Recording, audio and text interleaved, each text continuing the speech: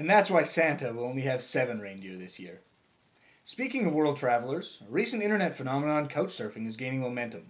Founded on the idea of a social network, Couchsurfing.com is creating a new way for travelers and those with an interest in the backpacking lifestyle of getting in contact with each other like never before. Many of us have had the occasional friend crash on our couch, and perhaps we've even done it ourselves. What if you allowed a complete stranger to stay with you? Well, Couchsurfing.com is proposing just that. This website allows travelers to get in contact with potential hosts when staying abroad. Not only does this help reduce the overall cost of the trip, but it allows people from different cultures to interact more directly.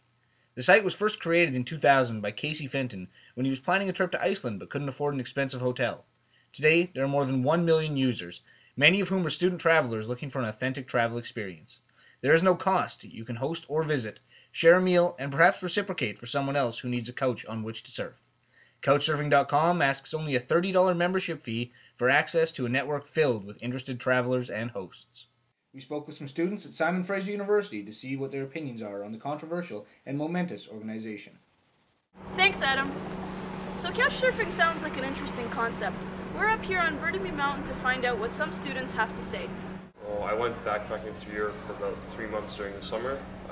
Went through London and Britain and Germany and Austria, all the countries. But anyways, the first time I heard of it was in Ukraine. This guy was staying in Stockholm, and he told me he stayed with some people on couchsurfing. It was really cheap and a good way to, meet the people and mingle with the culture and the language. I'm in Pamplona. I just finished doing Running of the Bulls, and my friend and I were running out of money, and we met a couple who introduced us to couchsurfing, gave us the website, sort of told us all about it. So, do you think you would be open to surfing if you went traveling?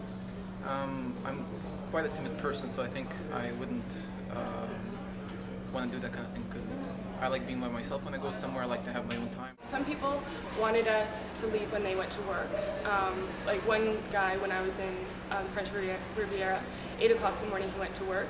He definitely woke us up at 6:30 and like, come on girls, time to go, and we had to leave at 8 o'clock in the morning. From personal experience, I think I know a lot of people wouldn't think about this, but I know that when you stay at a hostel, you're kind of forced to get out and see the sights because you're not going to sit around there all day. You got to check out by 11 or whatever. But having stayed at my friends' houses in different places that I've been to, you kind of get stuck there for the day and don't get out as much. And I can see that happening if you're staying with a host and maybe hit it off with somebody, and instead of seeing the city like you planned on in the 5 days that you're there, you just end up mingling and cooking or something the whole time.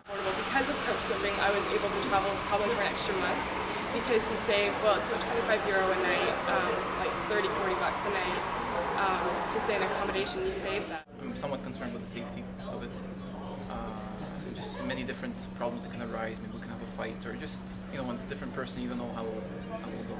You sort of search through and you read their profile and you check out, their likes and their dislikes. It didn't matter if it was a guy or girl for us when we were traveling. It just sort of was an age group, interest. What posts would you look for? Young and attractive. I'm single now, so Would you ever do this yourself? Would you be a host? Yeah. Yeah, absolutely. I would love to. Right now I can't, but as soon as I'm able to, for sure. Do you feel better being a host or being like someone who's staying? I'd probably feel more comfortable being somebody that stayed, partially because the house I live in currently is not my own, so I can just randomly invite guests that I don't even know. And are people pretty honest? Yeah, they're pretty brutally honest. Can't, because that's what it's all based on. Like, it's really based on other people's opinions of the individual, and so if you sugarcoat it, you're lying to the next person. I wouldn't go in there blind, obviously. I'd plan ahead of time and make arrangements and then meet the people once I get there. After speaking with our students, we were interested to hear what a local communications expert could tell us about the theoretical effects and benefits that a network like Couchsurfing can provide.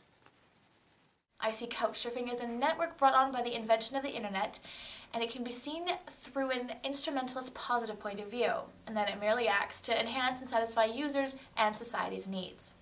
Couchsurfing was created out of a demand for travelers to find inexpensive alternatives for standard accommodation, and was made public in order to promote and share this opportunity with other individuals wishing to travel. In this manner, the Couchsurfing project has improved society and the way people connect and communicate with one another. For those concerned about safety, Couchsurfing.com provides a full acknowledgement of risk and a link on the homepage connected to tips useful for travelers to avoid these pitfalls. Coming up next, is Sinbad ready to make a comeback? Local Jingle All the Way expert Clyde Leatherman believes so.